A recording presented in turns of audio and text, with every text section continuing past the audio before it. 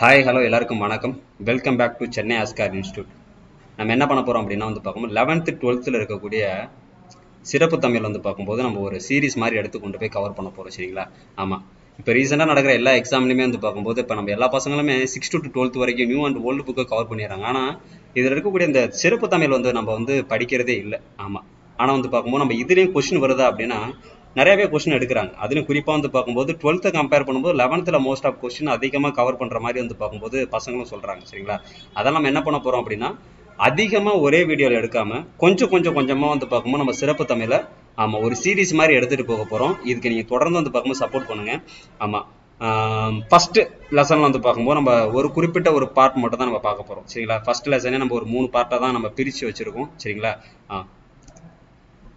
First லெசனில் நம்ம என்ன பார்க்க போகிறோம்னா கவிதை ஒரு பார்வை. சரிங்களா? அதாவது இந்த காலகட்டங்களில் நம்ம கவிதை எழுதுகிறோம். சரிங்களா? கவிதை எழுதுகிறோம் அப்படிங்கும்போது பார்க்குறப்ப உங்களுக்கு பிடித்த கவிஞர்கள் நிறைய பேர் இக்காலகட்டத்தை சேர்ந்தவங்க நிறைய பேர் இருப்பாங்க. ஆனால் இக்காலகட்ட கவிதைகள் பார்க்கும் எப்படி காலத்துக்கு தகுந்த மாதிரி மாறி வந்துச்சுன்னு ஒரு வரலாறு இருக்குது பார்த்தீங்களா? அப்போ அந்த வரலாறை நம்ம தெரிஞ்சுக்க போகிறதா இந்த லெசனில் இருக்கக்கூடிய ஒரு முக்கியமான சிறப்பம்சமே. அப்போ 2000 வருடங்களுக்கு முன்னாடி பார்க்கும்போது இதே மாதிரியான முறையில் தான் கவிதைகள் எழுதப்பட்டுச்சா அப்படின்னா உண்மையாகவே கிடையாது. சரிங்களா? அப்போ காலத்துக்கு தகுந்த மாதிரி அந்த கவிதையோட மரபுங்கிற ஒரு விஷயம் என்ன பண்ணுது அப்படின்னா மாறிக்கிட்டே இருந்திருக்கு. ஆமா. அப்போ ஒவ்வொரு தடவை மாறும் போதும் நம்ம காலத்துக்கு தகுந்த மாதிரி அது ஒவ்வொரு பேரை நம்ம வச்சு அழைச்சிக்கிட்டு இருக்கோம், அதை நம்ம படிச்சுக்கிட்டு இருக்கோம். ஆமா. அப்ப என்னென்ன மாதிரியான மரபுகள் மாறிக்கிட்டே இருந்துச்சு, அப்ப எந்த மாதிரியான விஷயங்களை அவங்க ஃபாலோ பண்ணாங்க அப்படிங்கிறத நம்ம இதில் பார்ப்போம். சரிங்களா? அப்போ ஒரு லெசனுக்குள்ள நம்ம டைரக்டா லெசனுக்குள்ள போயிடுவோம். கவிதை ஒரு மொழியின் மேன்மையான வெளிப்பாடு. சரிங்களா? ஃபர்ஸ்ட் பேராகிராஃப்ல இதை கொஞ்சம் இம்பார்ட்டன்ட். சரிங்களா? கவிதை அப்படிங்கிறது ஒரு மொழியோட ஒரு மேன்மையான வெளிப்பாடுன்னு சொல்றாங்க. சரிங்களா? ஆமா. இந்த லாஸ்ட் பாயிண்ட பாருங்களேன். அதை போலவே இயற்கை சார்ந்த மக்கள் வாழ்விலை கொண்ட கவிதைகள் தமிழில்தான் முதலில் எழுதப்பட்டன. அதாவது இயற்கையோடு ஒன்றிணைந்து வாழக்கூடிய மக்களை பத்தின அவங்களோட வாழ்க்கை வரலாற்றை பத்தின கவிதைகள் எந்த மொழியில முதல் எழுதப்பட்டுச்சு அப்படின்னா தமிழ் மொழியில தான் முதல் எழுதப்பட்டிருக்கு. சரிங்களா? அப்ப இயற்கை சார்ந்த மக்கள் அவங்களோட வாழ்வியல சொன்ன கவிதைகள் முதல் எந்த மொழியில எழுதப்பட்டுச்சு அப்படின்னா எந்த மொழியில எழுதப்பட்டிருக்கு? தமிழ் மொழியில தான் முதல் எழுதப்பட்டிருக்கு. சரிங்களா? அப்ப நமக்கு கிடைச்சதுல பழமையான பார்க்கும்போது பார்க்குறப்ப நூல்கள்ல ஆரம்ப காலகட்டத்துல இருந்த கவிதை எந்த கவிதை அப்படின்னா பார்க்கும்போது சங்ககால கவிதை. சரிங்களா? அது என்ன சொல்றாங்க? சங்ககால கவிதை அப்படிங்கிறத பார்க்கும்போது ஆரம்ப காலகட்டத்துல நமக்கு கிடைத்த கவிதை. சரிங்களா? ஆமா. அப்ப இந்த கவிதை பார்க்கும்போது பார்க்குறப்ப நம்ம படிச்சிருப்போம். சங்க இலக்கியங்கள் அப்படின்னாலே பார்க்கும்போது 8 தொகையும் 10 பாட்டும் அப்படிங்கிறது என்னது? சங்க இலக்கிய நூல்கள் அப்படின்னு நமக்கு தெரியும். சரிங்களா? ஆமா. அப்ப 8 தொகை தெரியும், 10 பாட்டு. அப்ப இதை நம்ம எப்படி பிரிக்கலாம் அப்படின்னா அகம்னு சொல்லி பிரிக்கலாம், புறம்னு சொல்லி பிரிக்கலாம். இதுல அகம் சார்ந்த நூல்களும் இருக்காங்க, புறம் சார்ந்த நூல்களும் இருக்காங்க. சரியா?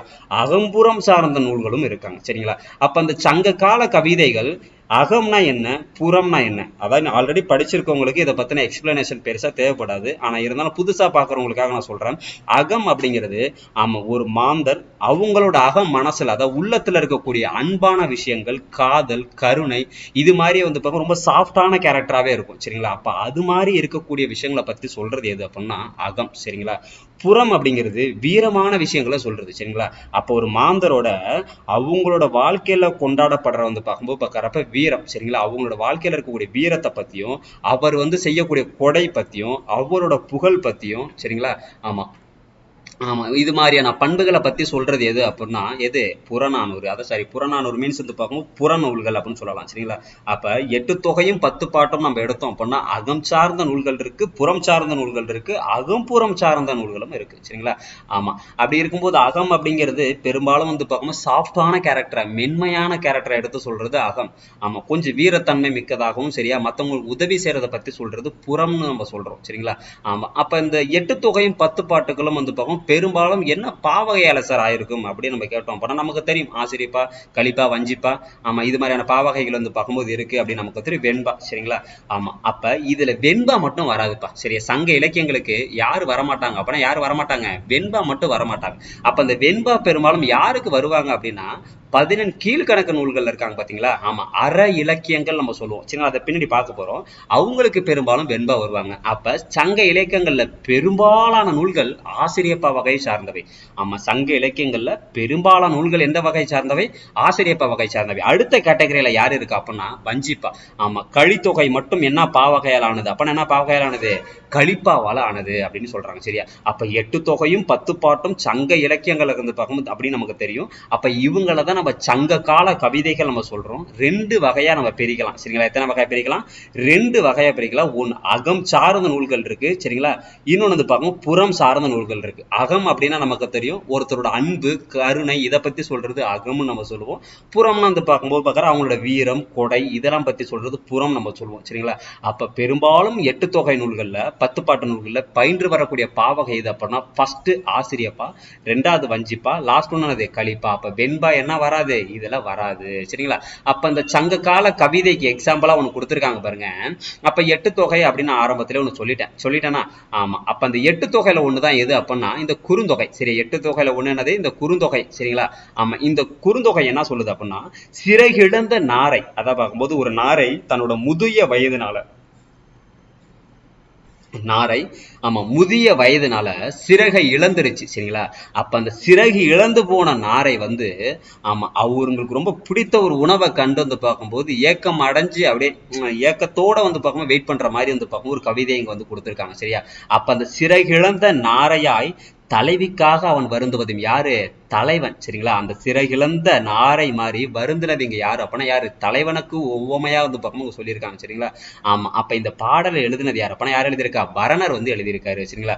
அப்ப இந்த பாடல் முழுக்க இந்த ஆசிரியரோட யாரு அப்படின்னா பார்க்கும்போது யாரு? பரணர் வந்து பார்க்கும்போது பார்க்கறப்ப எழுதியிருக்காரு. சரிங்களா?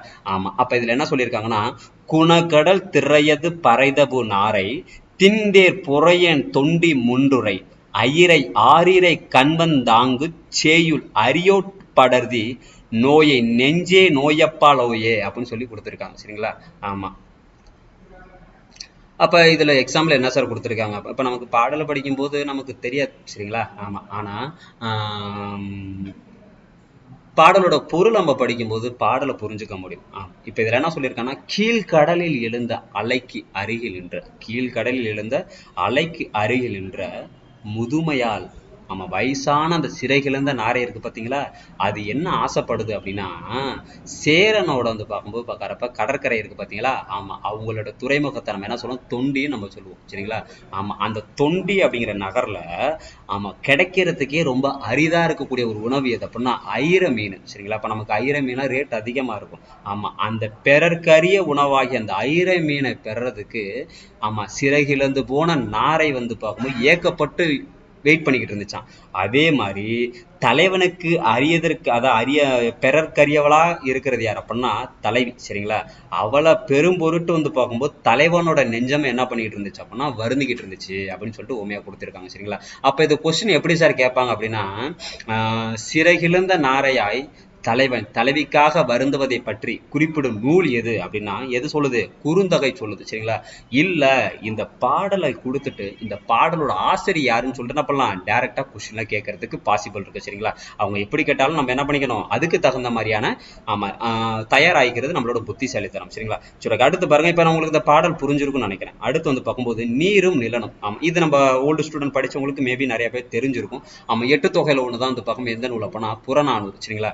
இந்த புறநானூறுல என்ன பண்ணியிருக்காங்க அப்படின்னா பாண்டியன் தலையாங்கணத்து செருவென்ற நெடுஞ்செழியனுக்கு, சரியா? அத பாண்டிய மன்னன் யார் அப்படின்னா தலையாங்கணத்து செருவென்ற நெடுஞ்செழியனுக்கு அந்த புலவர் பேர் என்ன பண்ணா குடப்புலவியனார் அப்படின்னு சொல்லுவாங்க. அந்த புலவர் பேர் என்ன? குடப்புலவியனார் அப்படிங்கிறவங்க ஒரு அறிவுரை சொல்றாங்க. சரிங்களா? என்ன சொல்றாங்க? ஒரு அறிவுரை ஒண்ணு சொல்றாங்க. அந்த அறிவுரை என்ன சொல்றாங்க அப்படின்னா ஒருத்தருக்கு ஒரு நாட்டுக்கு நீர் அப்படிங்கிறது எந்த அளவுக்கு இன்றியமையாதது அப்படிங்கிறத குடப்புலவியனார் யாருக்கு சொல்றாங்க அப்படின்னா யாருக்கு சொல்லியிருக்காங்க? தலையாங்கணத்து செருவென்ற பாண்டிய நெடுஞ்செழியனுக்கு சொல்லியிருக்காங்க. சரியா? அப்ப இந்த பாடலோட பொருளை ஃபர்ஸ்ட் உங்களுக்கு படிங்க. நியூ ஸ்டூடெண்டா இருக்கிறவங்க ஃபர்ஸ்ட் இந்த பொருளை படிங்க. உணவு கொடுத்தவரே உயிர் கொடுத்தவர். சரிங்களா? அதான் நீரின்றி அமையா யாக்கைக்கு எல்லாம். சரியா? இந்த உடலானது உணவிலானது. உணவு என்பது யாது? நிலத்தோடு நீர் சேர்வதுதான். சரிங்களா? அப்படி இணைந்து வேளாண்மைக்கு உதவுங்க. உணவுங்கிறது என்ன அப்படின்னா நிலத்தோடு நீர் சேர்ந்ததாப்பா வந்து பார்க்கும் உணவு. அப்படின்னா இணைந்து வேளாண்மைக்கு உதவுங்க. அவ்வாறு உதவியரே உலகத்தில் உயிரையும் உடலையும் நிலைநிறுத்தி வாழ்வித்தவர் ஆவார் என்று நீரின்றி அமையாத உடல் குறித்து கூறி நீர்வளம் பெருக்க பாண்டிய மன்னன் அறிவுறுத்துகிறார். அப்பனா யார் அறிவுறுத்துறா? ஆமா, அத குடப்புலவியனார். அவங்க பேர் என்ன சொன்னோம்? குட புலவியனார் அப்படிங்கிறவங்க தான் பார்க்கும்போது பார்க்கற. அப்ப யாருக்கு சொல்லியிருக்காங்க? அப்பனா யாருக்கு சொல்லியிருக்காங்க? தலையாங்கணத்து சேர்வென்ற பாண்டிய நெடுஞ்செழியனுக்கு வந்து பார்க்கவும் சொல்லியிருக்காங்க. இந்த பாடலை எழுதினது குடப்புலவியனார் அப்படிங்கிறவங்க. சரியா? ஆமா. அப்போ ஒரு மன்னனுக்கு அந்த மன்னனோட ஆட்சி போகுதுல நீர் அப்படிங்கிறது எந்த அளவுக்கு முக்கியத்துவம் அப்படிங்கிறத சொன்னது யார் அப்படின்னா குடப்புலவியனார் பாண்டிய நெடுஞ்செழியனுக்கு சொல்லியிருக்காங்க. இது எந்த நூல்ல சார் இடம்பெற்றிருக்கு? அப்பனா எந்த நூல்ல இடம்பெற்றிருக்கு? புறநானூறுல இடம்பெற்றிருக்கு. சரியா? சரி, ஓகே. இப்ப நம்ம வந்து ஆல்ரெடி நம்ம என்ன பண்றோம்னா சங்க கால கவிதைகள் அப்படின்னு நம்ம ஒன்று பார்த்தோம். சரிங்களா? சங்க கால கவிதைகள்ல 8 தொகையில குறுந்தொகையில ஒரு பாடல் பார்த்தோம். ஆமா, அதுக்கப்புறம் வந்து பார்க்கும்போது புறநானூறுல ஒரு பாடம் பார்த்தோம். சரிங்களா? அப்ப 8 தொகையும் 10 பாட்டும் நம்ம என்ன சொல்லுவோம்ப்பா? 8 தொகையும் 10 பாட்டும் என்னப்பா? 11 மேற்கணக்கு நூல்கள். சரியா? 11 பார்க்கும்போது மேற்கணக்கு. சரிங்களா? ஆமா. அப்ப 11 கீழ்கணக்குனா நம்ம என்னப்பா சொல்லலாம்? 11 கீழ்கணக்கு அப்படின்னா என்னப்பா சொல்லலாம்? 11 கீழ்கணக்கு அப்படிங்கிறது பெரும்பாலும் வந்து பார்க்கும்போது அற இலக்கியங்கள். சரியா? பெரும்பாலும் என்னது? அற இலக்கியங்களை தான் நம்ம என்ன சொல்லுவோம் அப்படின்னா 11 கீழ்கணக்கு நூல்கள் அப்படின்னு சொல்லுவாங்க. சரிங்களா? ஆமா, பெரும்பாலும் என்னது? அற இலக்கியங்களா இருக்கும். சரிங்களா? எது? இந்த 11 கீழ்கணக்கு நூல்கள். ஓகேவா? ஆமா, சரி, ஓகே. இப்ப இந்த அறநிலை கவிதைகள் அப்படிங்கிறது என்ன அப்படிங்கிறத நம்ம பார்ப்போம். ஓகேவா? சரி, ஓகே. இங்க பாருங்க.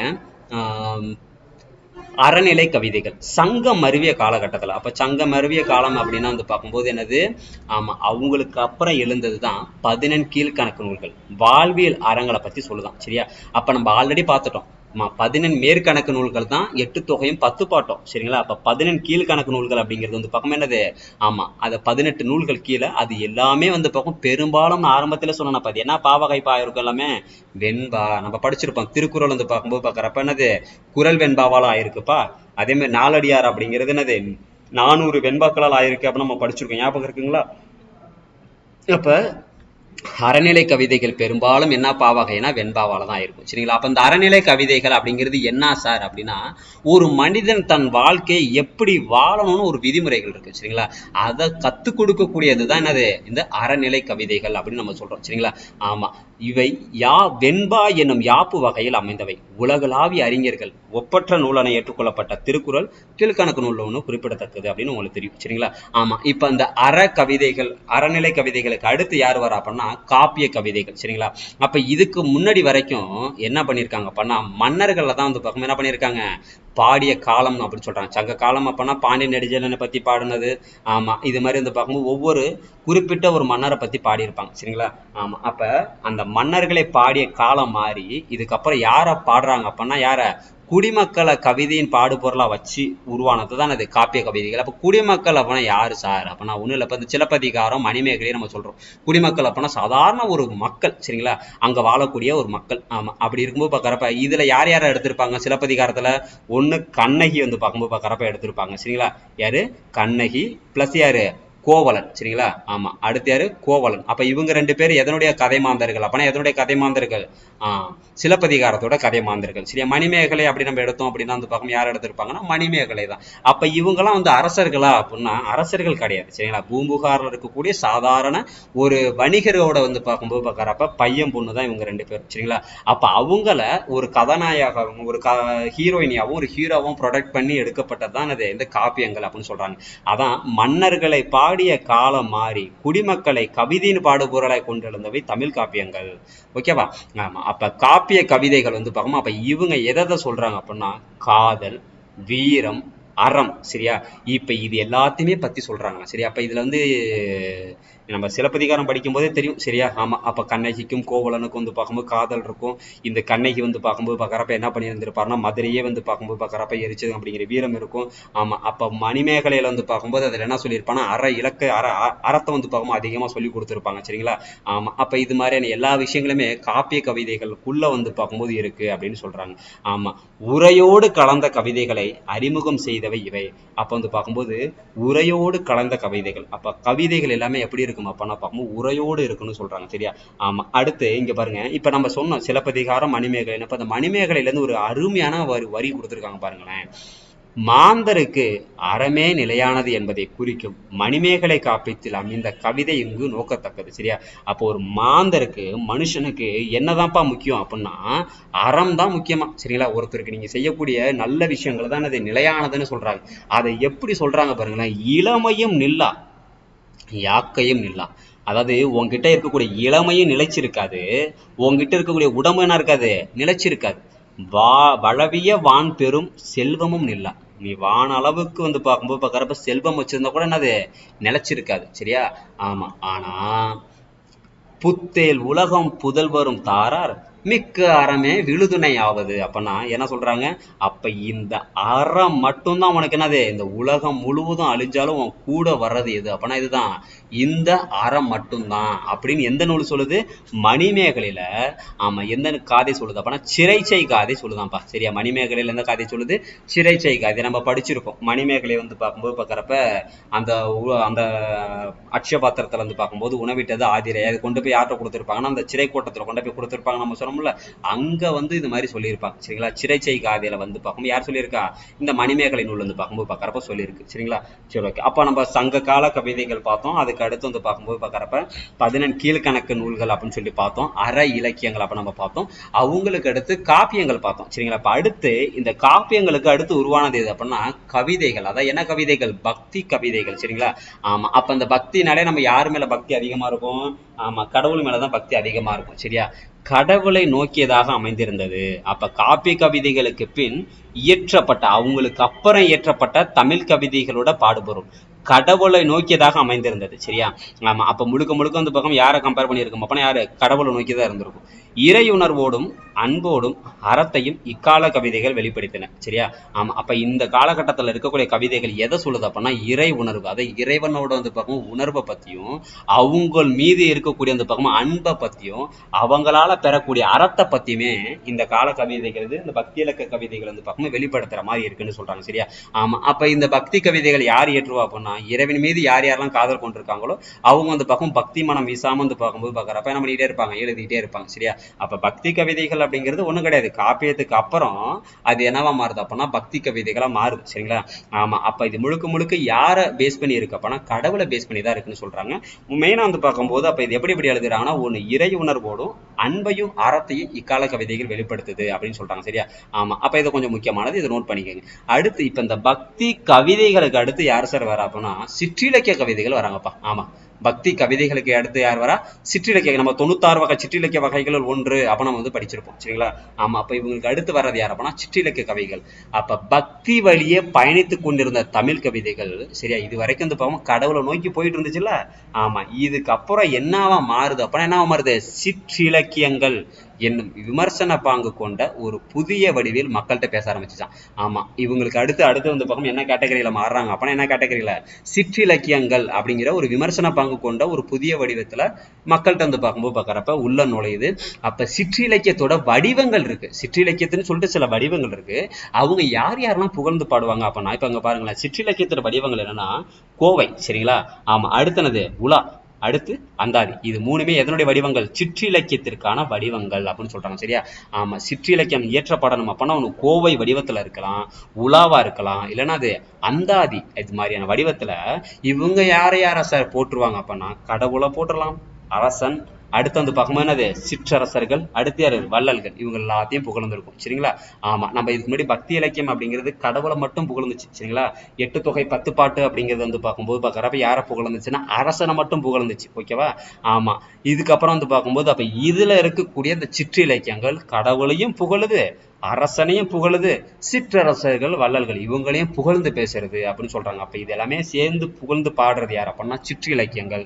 அப்ப இவங்களுக்கான வடிவங்கள் என்னென்ன இருக்கு, கோவை இருக்கு, உலா, அந்தாதி. இவங்க 3 பேரும் சிற்றிலக்கியத்தோட வடிவங்கள்னு சொல்றாங்க. சரியா? ஆனா இருந்தாலும் இதுல 96 வகை சிற்றிலக்கியத்துல ஒண்ணுதான் பார்க்கும்போது பல்லும் குறவஞ்சியும். ஆனா இவங்க யார சார் எடுத்து சொல்றாங்க அப்படின்னா எளிய மக்களோட வாழ்வியலையும் எடுத்து சொல்றாங்க. ஆமா. எளிய மக்களோட வாழ்வு நம்ம காப்பியத்துல படிச்சோம். சரிங்களா?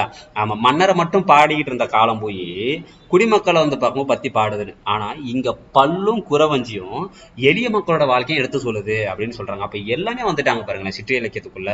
அரசன் வந்துட்டாங்க, கடவுள் வந்துட்டாங்க, சிற்றரசர் வந்துட்டாங்க, வள்ளல்கள் வந்துட்டாங்க, சாதாரண எளிய மக்களும் உள்ளுக்குள்ள வந்துட்டாங்க. சரி, அப்ப இவங்க இப்போ ஒரு 96 வகை சிற்றிலக்கியம் போனோம்னா இவங்களை எல்லாத்தையுமே பத்தி நம்ம தெரிஞ்சுக்கலாம். சரிங்களா?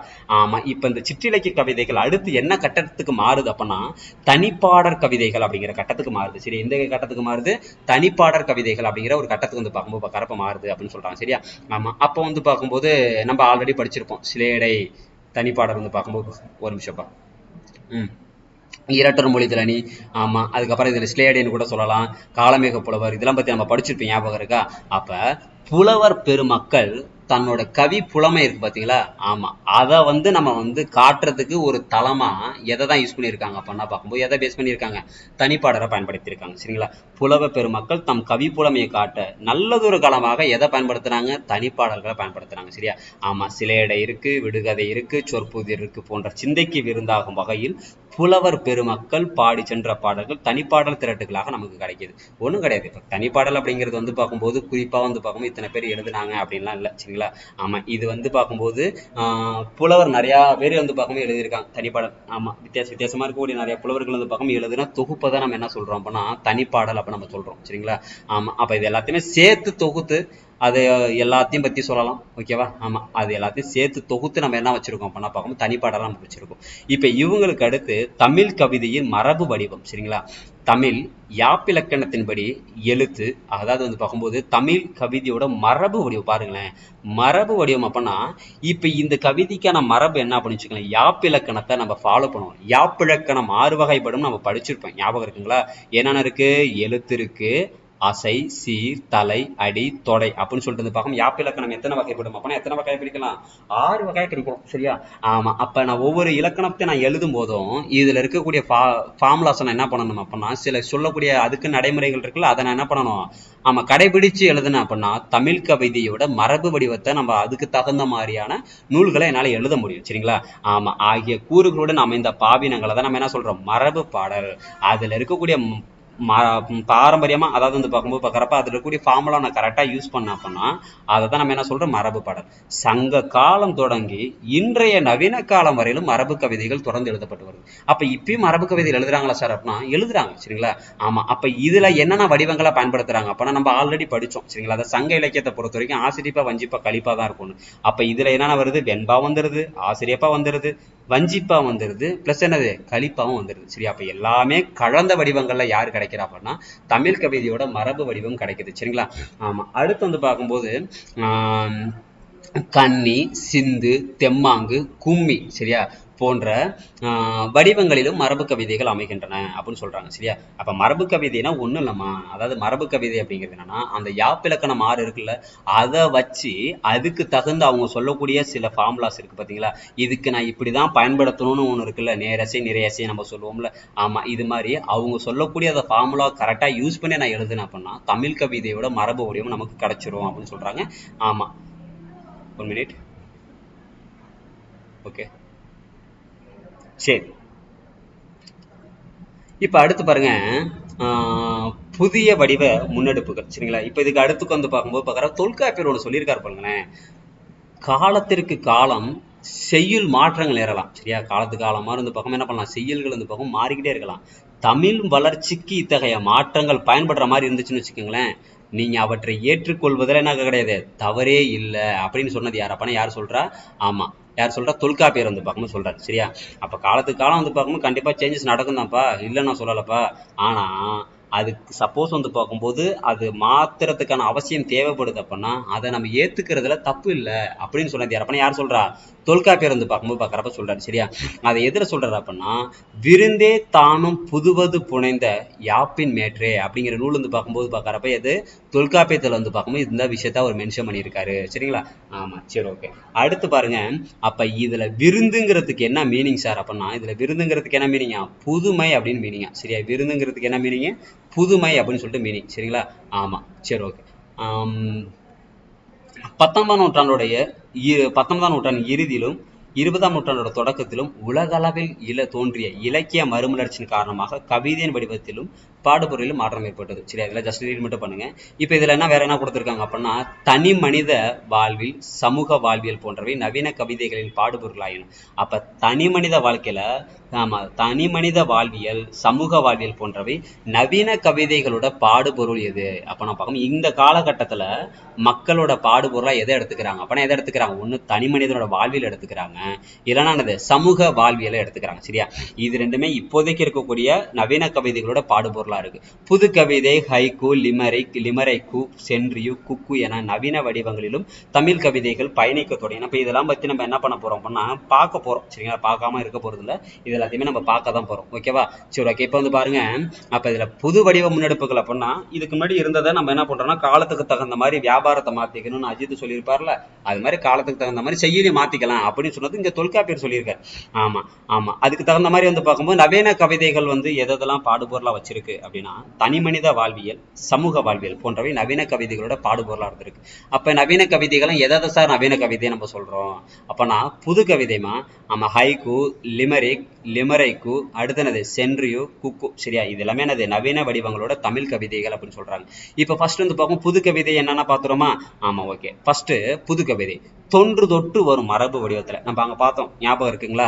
அதாவது யாப்பிலக்கணத்தின் படி நம்ம கரெக்டா ஃபாலோ பண்ணி நான் எழுதுனேன் அப்படின்னா அதை நான் என்னன்னு சொல்லுவேன்? தமிழ் கவிதையோட மரபு வடிவம்னு நான் சொல்லுவேன். யாப்பிலக்கணத்தின் படி நான் எழுதுனேன் அப்படின்னா அதுக்கு என்ன பேரு? தமிழ் கவிதை வடிவம், நம்ம மரபு வடிவம் நான் சொல்லுவேன். சரியா, அப்ப இதை நான் தெரிஞ்சிருக்கணும் அப்படின்னா, இப்ப தமிழ் கவிதையோட மரபு வடிவம் ஒருத்தர் எழுதுறாருன்னு வச்சுக்கோங்களேன், நான் அதை புரிஞ்சுக்கணும்னா எனக்கு எழுத்து, அசை, சீர், தலை, அடி, தொடை பத்தின இதுல அறிவுகள் இருந்தா மட்டும்தான் அவர் எழுதக்கூடிய பாடல் என்ன பண்ண முடியும், என்னால புரிஞ்சுக்க முடியும். சரிங்களா, ஆனா புது கவிதையை பொறுத்த வரைக்கும் இதுல அந்த ஃபார்முலா பார்க்குறப்ப என்ன பண்ண மாட்டாங்க அப்படின்னா யூஸ் பண்ணுவாங்க. ஆனா பார்க்கும்போது மக்களுக்கு எல்லாருக்கும் எளிமையா புரியிற வகையில பார்க்கும்போது இருக்கும். சரியா, ஆமா. எனினும் யாப்பிலக்கண வரையறைக்கு அது அதுக்குன்னு ஃபார்முலா பார்க்கும்போது யூஸ் பண்ணாலும் அது ப்ராப்பரான அதில் யூஸ் பண்ண மாட்டாங்க. சரி, அது உட்படாம சுதந்திரமான வெளிப்பாட்டோடும் கற்றற்ற தன்மையோடும் இன்றைய புது கவிதைகள் எழுதப்படுகிறது. சரியா, அப்ப அந்த புது கவிதை தான் நம்ம என்ன பிரிக்கிறோம் அப்படின்னா உவமைன்னு பிரிக்கிறோம். உவமை இருக்கு, உருவகம் இருக்கு, படிமம் இருக்கு, குறியீடு இருக்கு, அங்கதம் இருக்கு, சிலேடை இருக்கு, முரண் இருக்கு, இருண்மை, இது மாதிரியான எல்லா வகைகளுமே எதுக்குள்ள சார் வருது அப்படின்னா இந்த புது கவிதைக்குள்ளதான் வருது.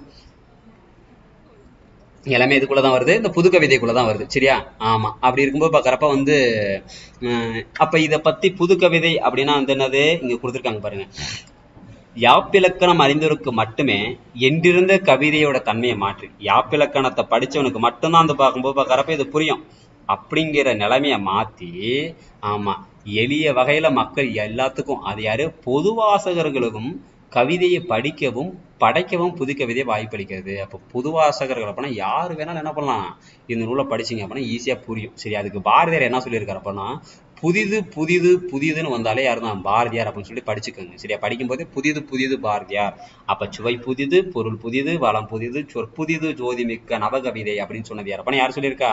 பாரதியார் பாடுவதை புது கவிதைக்குரிய விளக்கமாக நம்ம கொள்ளலாம் அப்படின்னு சொல்லியிருக்காங்க. சரிங்களா, ஆமா. அடுத்து புது கவிதையில கவிஞன் எவ்வித கட்டுப்பாடுகளும் இன்றி தன் மனதில் தோன்றுது அதே உணர்வை வெளிப்படுத்த முடியுதான். அப்ப புது கவிதையில பார்க்கும்போது அவர் என்ன பண்ணலாம்னா என் மனசுக்குள்ள தோணக்கூடிய விஷயத்தை அப்படியே என்னால வெளிப்படையா சொல்ல முடியுது.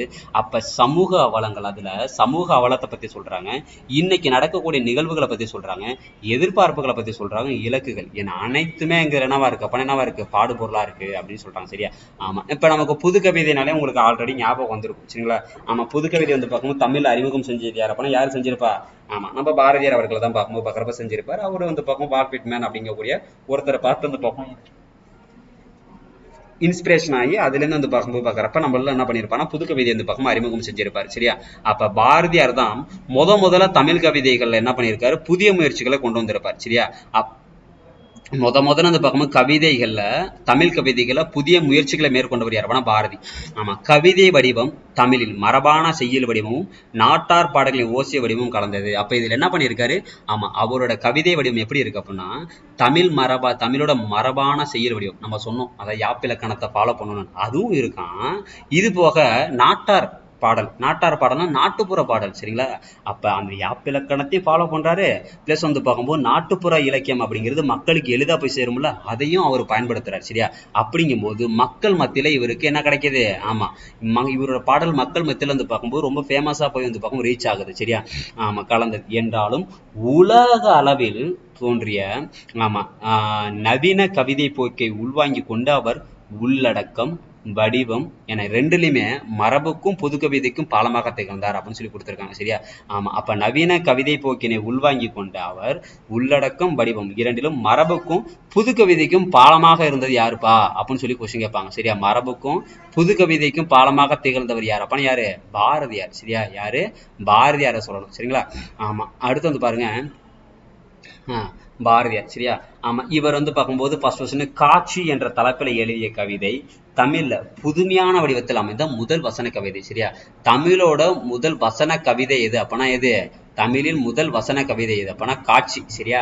ஆமா, இந்த காட்சிங்கிற தலைப்புல எழுதுனது யார் அப்பனா யார சொல்லணும்? பாரதியார சொல்லணும். சரி, யார சொல்லணும்? பாரதியார். சரியா? தமிழோட முதல் வசன கவிதை எதுனா எது? காட்சி. அதை எழுதுனது யார் அப்பனா யார் எழுதியிருப்பா? பாரதியார். நம்ம அங்க ஆல்ரெடி பார்த்தோம், புதிது புதிது புதிதுன்னு பார்த்தோமா, இங்க இனிது இனிது இனிது. சரியா? அப்ப புதிது இனிது புதிது இனிது யார் அப்பனா பாரதியார் அப்படின்னு சொல்லிட்டு சேர்த்து இப்படி படிச்சுக்கோங்க. சரிங்களா? சரி, ஓகே. இப்ப பாரதியோட காலம் என்ன அப்படிங்கிறத பார்ப்போமா? பாரதி வாழ்ந்த காலம் இந்திய வரலாற்றுல நிறைய திருப்பங்கள் செஞ்சிருக்கும். மக்கள் மத்தியில இருந்து பார்க்கும்போது பார்க்கறப்ப உணர்ச்சி மிக்க பாடலை கொண்டு போய் சேர்த்திருப்பாரு. இதெல்லாம் நமக்கு தெரியும். பாரதி இந்த டைம்ல மொழிய மக்களுக்கான குரலா மாத்திருக்காரு. சரியா? தமிழ் மொழி என்ன பண்ணியிருக்காரு?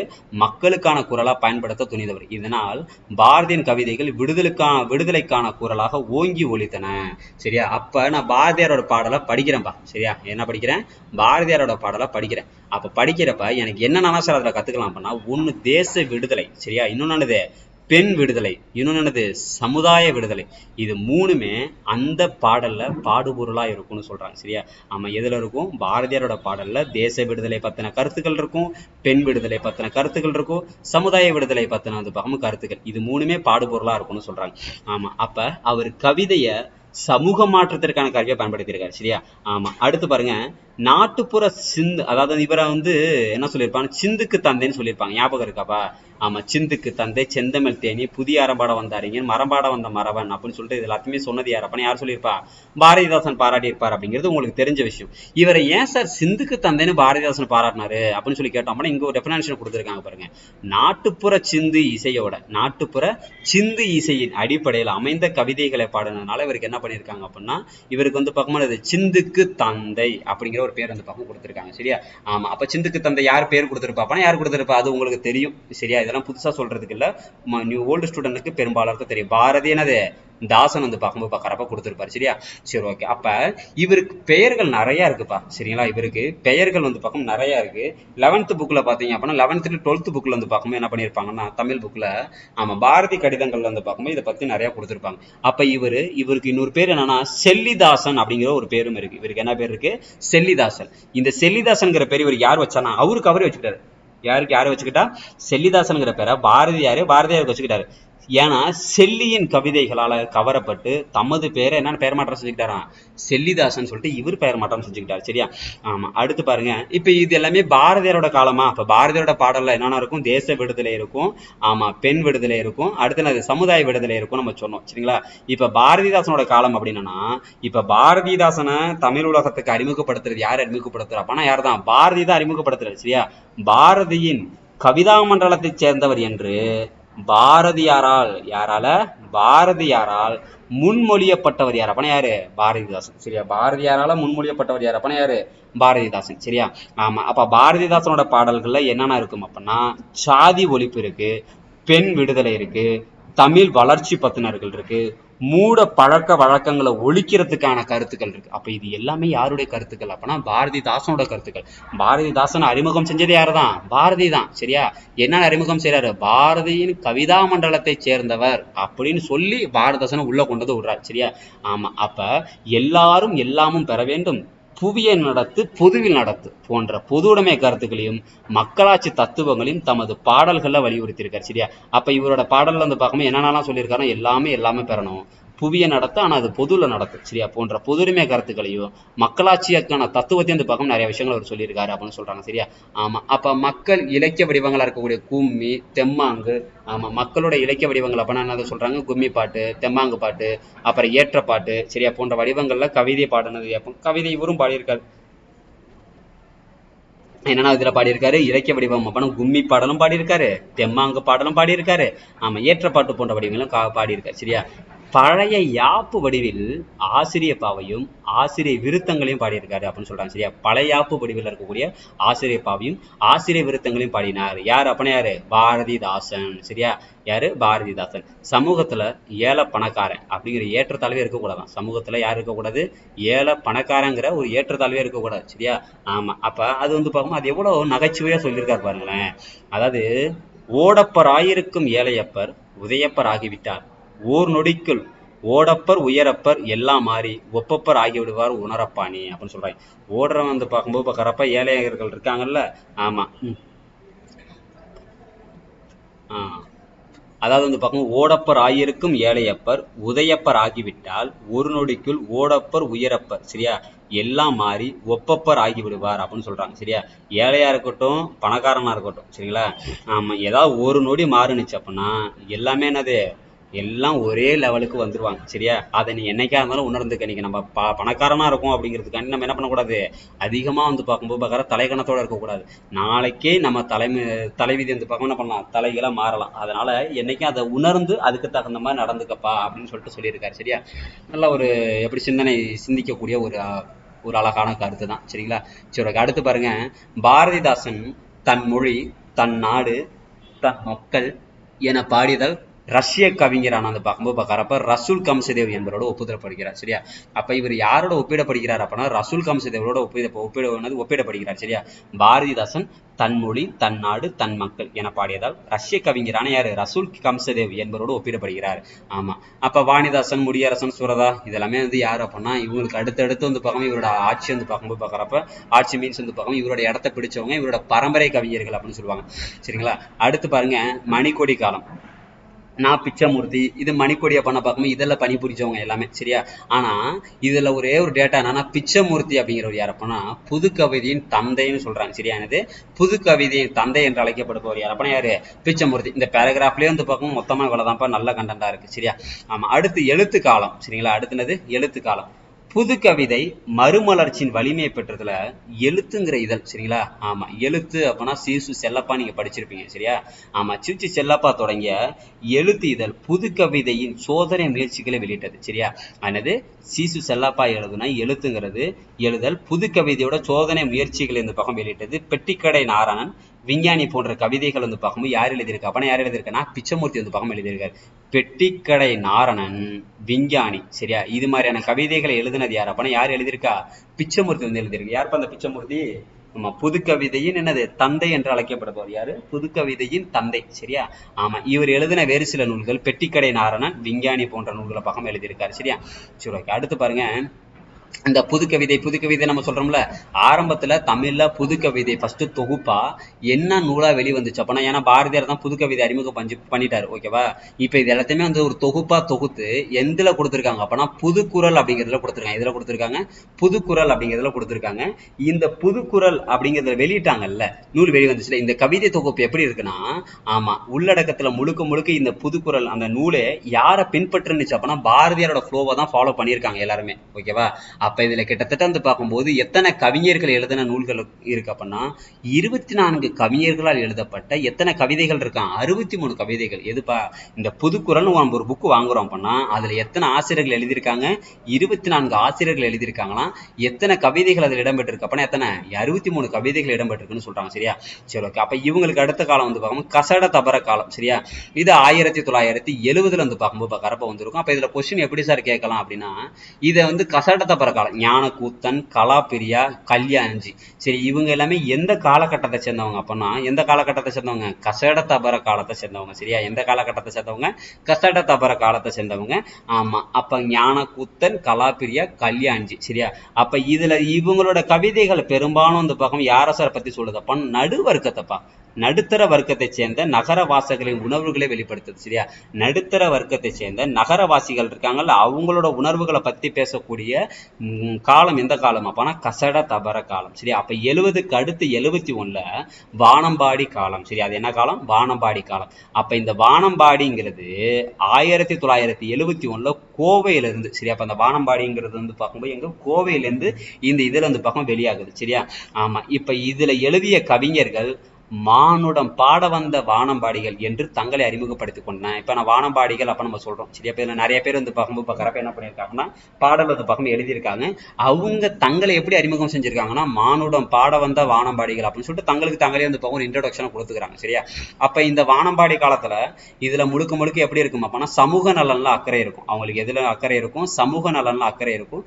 அப்ப இதுல யார் யாரெல்லாம் பாடி இருக்கா அப்படின்னு நம்ம பார்த்தோம் அப்படின்னா பார்க்கணும். சிற்பி, மீரா, நா. காமராசன், மு. மேக்தா, புவியரசு, இன்குலாப், தமிழன்பன், கங்கை கொண்டான், அக்னிபுத்திரன், சக்தி கனால், சிதம்பரநாதன். சரியா, இவங்க எல்லாமே வந்து பார்க்கும்போது என்னது இந்த வானம்பாடி காலகட்டத்தை சேர்ந்தவங்க தான். சரியா, ஆமா. அப்ப வந்து பார்க்கும்போது அப்ப வேற புது கவிதைக்குன்னு சில யுக்திகள்லாம் பயன்படுத்த நம்ம பார்த்தோம். உவமை. சரியா, ஆமா. அதாவது தெரிந்த பொருளை கொண்டு தெரியாத பொருளை உணர்த்துறதுக்கு பேர் தான் இது உவமைன்னு சொல்லுவாங்க. சரியா, தெரிந்த பொருளை வச்சு தெரியாத பொருளை உணர்த்துறதுக்கு பேர் என்னது? உவமை. சரியா, அப்ப வைரமுத்து ஒரு உலோபி பஞ்சத்தில் காக்கும் பணப்பை போல கோடை மேகம் அப்படின்னு சொல்லிட்டு ஒரு பொருள் கொடுத்துருக்காங்க. அதாவது ஒரு பாடல். இது என்ன சொல்லுது அப்பனா உவமையா சொல்றது. அதாவது கோடையில அடிக்கிற வெயில் வந்து போகும், மரத்தெல்லாம் கரிக்கிறது. சரியா, ஆமா. ஆனா மேகத்தை கருக்கல. ஏன்னா மேகத்தை கருக்குனுச்சுன்னா மேகம் என்ன பண்ணும்? மழை கொடுக்கும். சரியா, அப்ப கருக்காத மேகம் இங்க இருக்கிறதுனால பயன் இல்லை. அதான் கோடையின் வறட்சியில் வானமெங்கும் கருக்காத மேகங்கள் இருந்து பயன் இல்லை, கருணை இல்லாத கருமியின் பணப்பை போல அப்படின்னு சொல்லிட்டு அந்த பக்கம் என்ன பண்றாரு?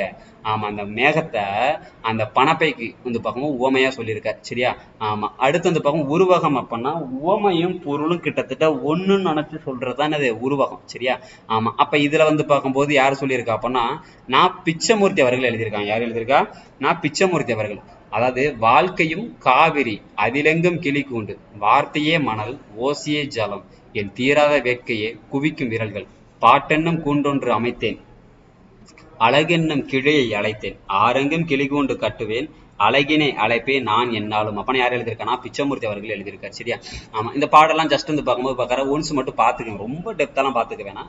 ஆமா. அடுத்து படிமம். சரிங்களா, உவமை உருவகம். சரியா, அப்ப இந்த உவமை இருக்கு, உருவகம் இருக்கு, நம்ம தமிழ்ல படிச்சிருப்போம். சரியா, ஆமா. அதாவது வந்து பார்க்கும்போது மீன் போன்ற கண் அப்ப நம்ம சொல்றோம்னு வச்சுக்கலாம். இல்லைன்னா வந்து பார்க்கும்போது மலர் பாதம் அப்பனா மலர் போன்ற பாதம். சரிங்களா, அப்ப நான் வந்து ரொம்ப மிகைப்படுத்தி பேசுறேன். அந்த பாதம் எனக்கு எப்படி இருக்குன்னா மலர் மாதிரி இருக்கு நான் சொல்றேன். சரியா, அப்ப அந்த எதை நான் வந்து ரொம்ப பெருசா பேசுறேனோ அது பின்னாடி இருந்துச்சு அப்படின்னா அது என்ன நம்ம சொல்லுவோம்?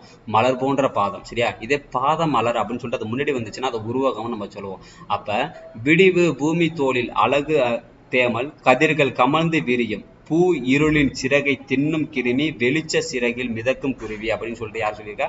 பிரமிழ் அவர்கள் வந்து பார்க்கும்போது பார்க்கறப்ப சொல்லியிருக்காரு. சரியா, அப்ப உவமையும் உருவகமும் மேல மேல மேல மேல அடுத்தடுத்து வர்றதுதான் நம்ம என்ன சொல்றோம் அப்படின்னா படிமம் நம்ம சொல்றோம். சரிங்களா, ஆமா. குறியீடு அப்படின்னா குறிப்பால உணர்த்துறது. சரியா, குறியீடுன்னா அது குறிப்பால உணர்த்துறது. ஆமா. இந்த ஒரு படத்துல கூட வந்து பார்க்கும்போது உப்புக்காக காந்தி போனார் தண்டி, திரும்பி வேற யாரா கொடுத்தனா சார் வண்டி அப்படின்னு சொல்லியிருப்பாங்க. அப்ப அவர் என்ன சொல்ல வர்றாரு? அதுல உப்பு கலந்துருக்காங்க அப்படிங்கிற மாதிரி சொல்ல வந்திருப்பாரு. அது மாதிரி சொல்றதான் சமரச. அதாவது ஒரு விஷயத்த வந்து பார்க்கும்போது சொல்றேன், ஆனா அதுக்கான அர்த்தம் வேற. சரியா, சமரச வேஷமிட்ட குரங்கினிடம் அப்பத்தை பறி கொடுத்த பூனைகளாம் அப்படின்னு சொல்லிட்டு வந்து பார்க்கும்போது இங்க எவ்வளவு அழகா வந்து பார்க்கும்போது இது குறிப்பால உணர்த்திருக்காரு பாருங்களேன். அதான் குறிப்பால உணர்த்தினால குறியீடு.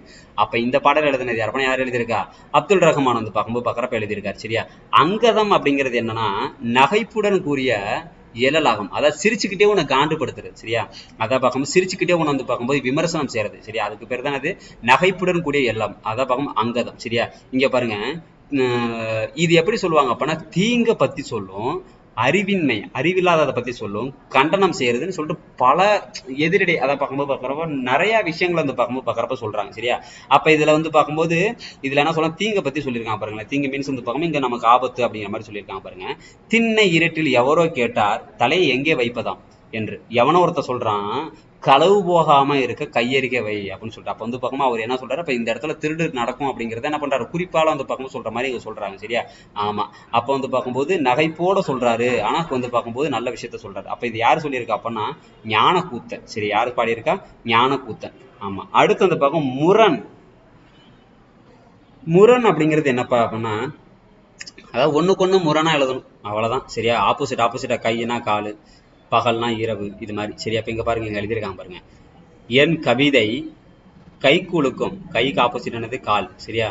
உடுத்திக்கலாம், போத்திக்க முடியாது. சரியா? அப்ப உடுத்திக்கலாம், ட்ரெஸ் அணிஞ்சிக்கலாம், நான் போத்திக்க முடியாது. சரியா?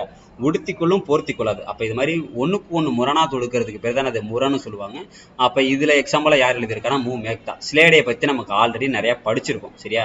ஒரு சொல் இரு பொருள்பட வர்றதுக்கு பேர் தான் அது ஸ்லேடைன்னு சொல்லுவாங்க. சரியா? ஒரு சொல் வந்து பக்கம்னது இரு பொருள்பட வருவதுக்கு பேரு ஸ்லேடை. பொதுவாக புதுக்கவிதை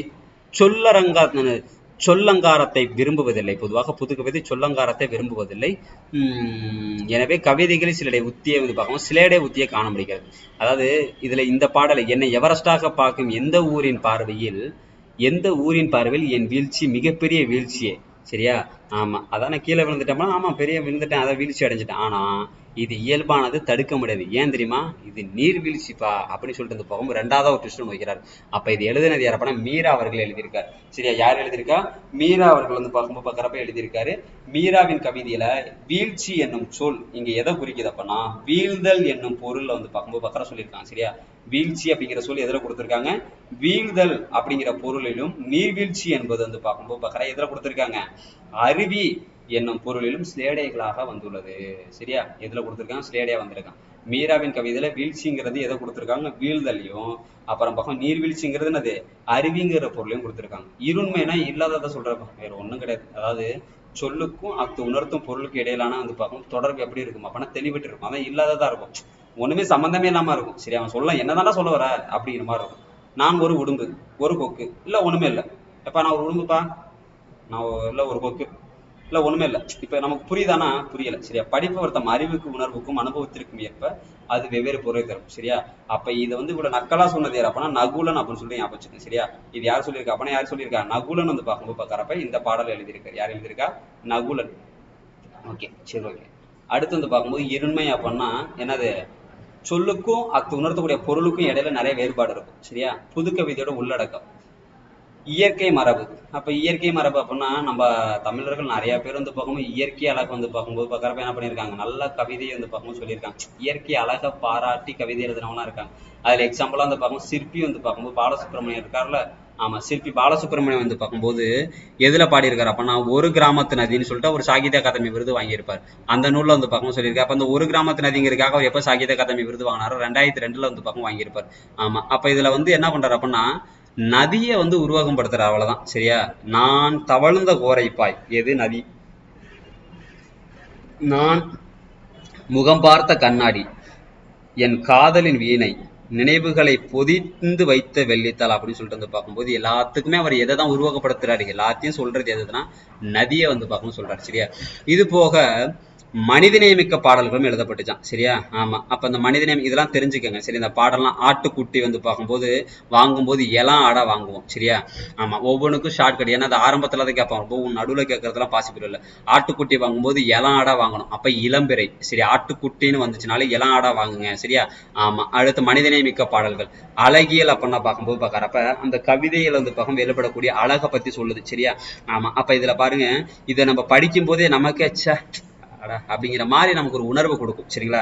இங்க பாருங்க, இந்த தபால் பெட்டியை வந்து பார்க்கும்போது பார்க்கறப்ப கொடுத்துருக்காங்க. அதாவது தினசரி வழக்கமாகிவிட்டது தபால் பெட்டியை திறந்து பார்த்து விட்டு வீட்டுக்குள் நுழைவது.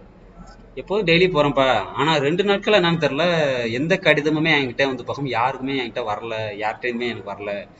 இன்னைக்கு பாக்குறேன் வந்து பார்க்கும்போது அதுக்குள்ள ஒரு சின்னஞ்சிறு சிறகு மட்டும் இருக்கு.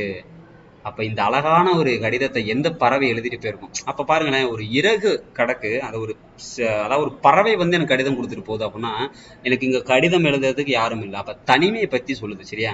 ஆமா, அப்ப வந்து பார்க்கும்போது ஒரு வீட்டோட தனிமை அனுபவத்தை பத்தி பார்க்கும்போது பார்க்கறப்ப சொல்லியிருக்காங்க. அதே மாதிரி கீழே இன்னொரு கொடுத்துருக்காங்க, ஒரு பட வீட்டின் தனிமை. ஒருத்தர் படம் ஒன்று வரைஞ்சிருக்காரு, அதுல செவுத்துல ஒரு தொங்க விட்டுருக்காங்க. சரியா? அதுல என்ன இருக்கு அப்படின்னா அந்த வரைபடத்துல அந்த மரத்தோட நிழல் தெரியுது. ஆமா, ஒரே ஒரு குடிசை தெரியுது, கொஞ்சம் அந்த பூக்கள் இருக்கு. சரியா? ஒரே ஒரு வானம் இருக்கு. சரியா? ஆமா, அந்த படத்துல வந்து பார்க்கும்போது மரத்துல நிழல் தெரியுது, ஒரு குடிசை இருக்கு. அப்ப அந்த மரத்துல வந்து பார்க்கும்போது பார்க்கறப்ப பூக்களும் பூத்திருக்காங்க, ஒரு வானமும் தெரியுது.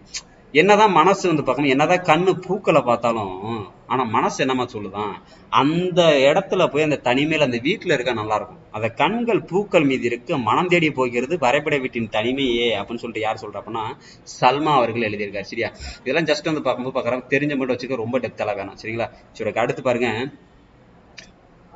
அடுத்து நம்பிக்கை தளிர்கள். சரியா, ஆமா, இந்த நம்பிக்கை தளிர்கள் அப்படின்னா பார்க்கும்போது புது தளிர்கள் கொண்டாட காத்திருக்கிறது, இதெல்லாம் வந்து பார்க்கும் மோட்டிவேட்டடா இருக்கும். சரியா, ஆமா, இந்த பாடல் இது யார் எழுதுனா, இப்ப இது எல்லாமே என்னன்னா நம்பிக்கை தளிர்கள் உங்களுக்கு தெரியும், மோட்டிவேட்டட் பாடல். இது நம்ம வந்து பார்க்கும்போது பார்க்கறப்ப நிறைய பாடல்கள் தமிழ்ல வந்து பார்க்கும்போது இருக்கு. சரிங்களா, ஆமா, தமிழ் இலக்கியங்கள்ல வந்து பார்க்கும்போது பார்க்கற தமிழ்ல வந்து பார்க்கும் இக்காலகட்டத்தில் எழுதிக்கிட்டு தான் இருக்காங்க.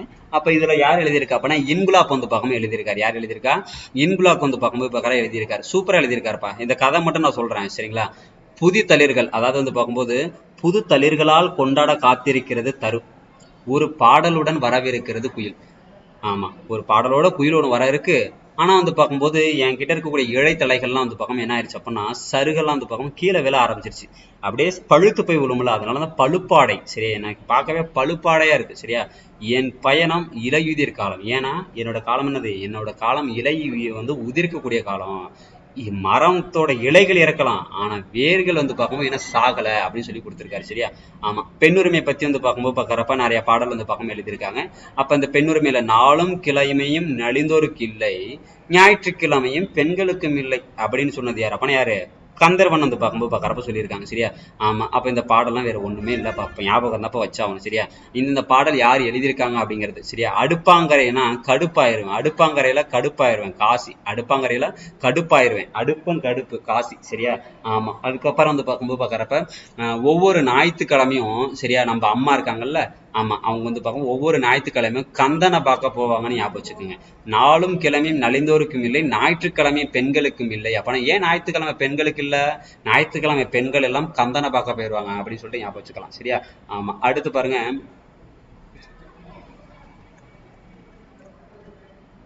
விளிம்பு நிலை மாந்தர். சரியா, ஆமா, விளிம்பு நிலை மாந்தர் அப்படின்னா பார்க்கும் 80களில் எழுத ஆரம்பிக்கிறாங்க. 1980களில் பிற்போக்கத்தில தமிழ்ல விளிம்பு நிலை மாந்தர் அப்படின்னா தாழ்த்தப்பட்ட மக்களை நோக்கி எழுதப்பட்டது.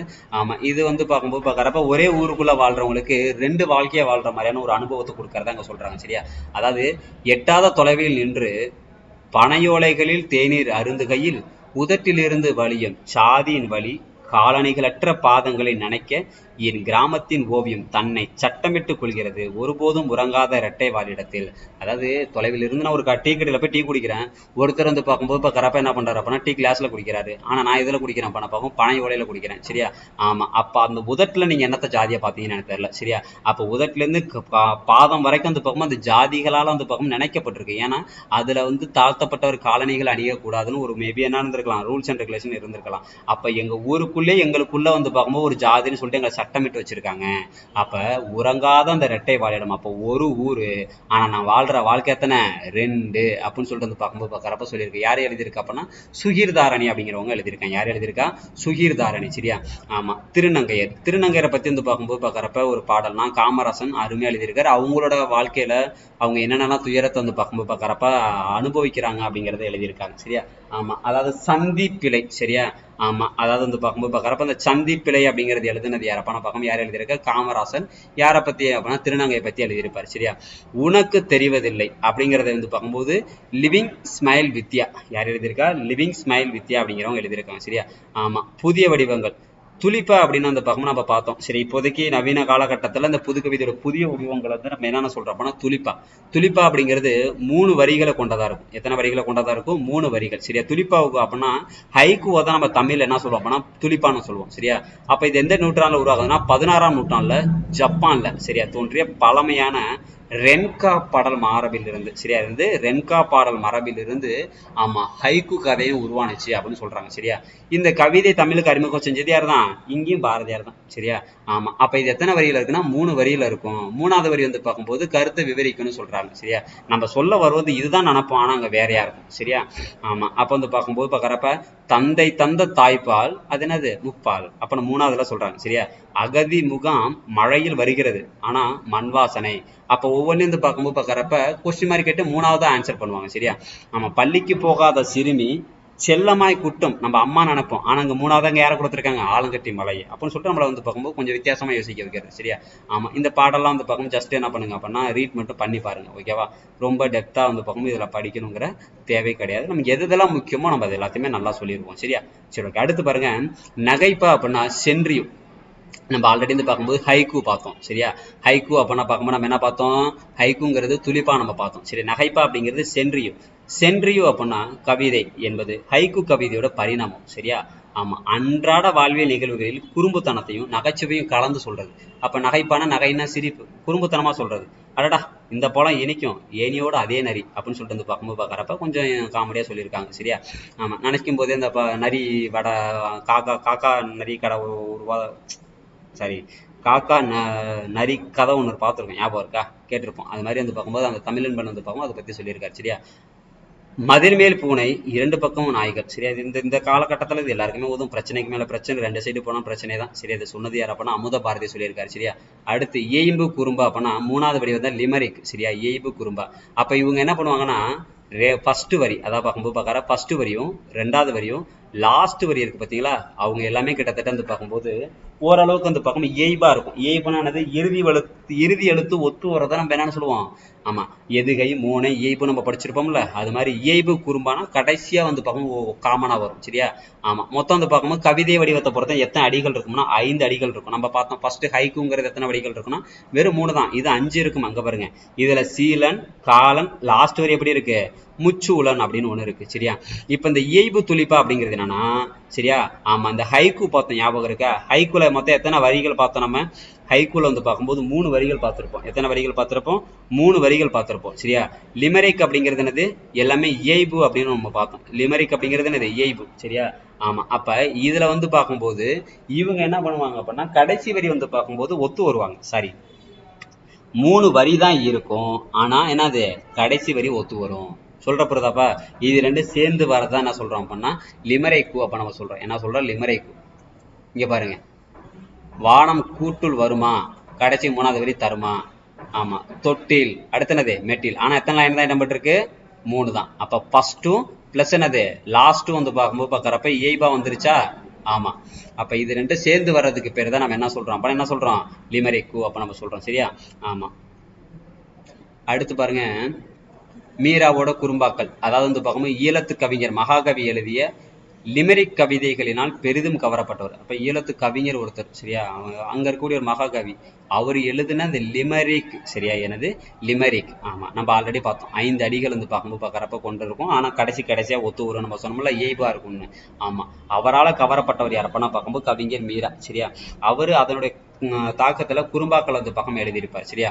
ஆமா, லிமரிக்கோட ஓசையேபுகளை மாதிரியா வச்சு, எது கடைசியா வந்து பார்க்கும்போது பார்க்கறப்ப வரும்ல 3 எழுத்து ஒத்து வரும்ல. ஆமா, அதை வச்சு, ஆமா, அதை வச்சு என்ன பண்றாருன்னா அதுல எழுதின கவிதைகளுக்கு பேர் தான் என்னது, குக்கு அப்படின்னு சொல்றாங்க. அப்ப இந்த குக்குங்கிறது எதுல இருந்து வந்துச்சு அப்படின்னா லிமெரிக் கவிதைகள் இருந்து வருது. எதுல இருந்து வருது அப்படின்னா லிமெரிக் கவிதைகள் இருந்து வருது. சரியா? 1000 ஈக்கள் மொய்க்கும் ஆசையில் வானத்தட்டில் ராத்திரி கிழவி சுட்டு வைத்த ஒற்றை தோசையில் அப்படின்னு சொல்றாங்க. அப்ப ஆசையில் கடைசியா இதுல முடியுது தோசையில் அப்படின்னு சொல்லிட்டு வந்து பார்க்கும்போது பார்க்கறப்ப முடிச்சிருக்காங்க. சரியா? சரி, ஓகே. அடுத்து மொழிபெயர்ப்பு கவிதை அப்படின்னா, ஆமா, இப்ப காலகட்டத்தில் இருக்கக்கூடிய பார்க்கும்போது நமக்கு தெரியும் மொழிபெயர்ப்புனா வேற மொழியில இருக்கிறத வந்து பார்க்கும் என்ன பண்ணுவாங்க, நமக்கு தேவையான மொழிகள்ல பார்க்கவும் மாத்துறது. சரியா? ஆமா, அதை தான் நம்ம என்ன சொல்லுவோம், மொழிபெயர்ப்பு கவிதைகள் அப்படின்னு நம்ம சொல்லுவோம். ஓகேவா? ஆமா, இந்த பாடலாம் ஜஸ்ட் ரீட் மட்டும் பண்ணி பாருங்க, ரொம்ப நமக்கு இம்பார்ட்டன்ட் கிடையாது. ஓகேவா? ஆமா, அடுத்ததுல நாட்டுப்புற பாடல் அப்படிங்கறத நம்ம என்ன பார்க்கணும் அப்படின்னா அடுத்த வீடியோல நம்ம பார்க்கலாம். சரிங்களா? சரி, ஓகே. மறக்காம வந்து பார்க்கும்போது எல்லா சீரீஸுமே வந்து பார்க்கும்போது பார்க்கறப்ப மிஸ் பண்ணாம பாருங்க. ஏதாவது டவுட் அப்படின்னா வந்து பார்க்கும்போது பார்க்குறப்ப கீழே கமெண்ட் செக்ஷன்ல வந்து பார்க்கவும் கமெண்ட் பண்ணுங்க. சரிங்களா? லைக் பண்ணுங்க, ஷேர் பண்ணுங்க, உங்க ஃப்ரெண்ட்ஸ் எல்லாத்தையுமே மறக்காம வந்து பார்க்கும்போது இந்த வீடியோ வந்து பார்க்கவும் சென்ட் பண்ணுங்க. சரி, ஓகே. தேங்க்யூ, பாய்.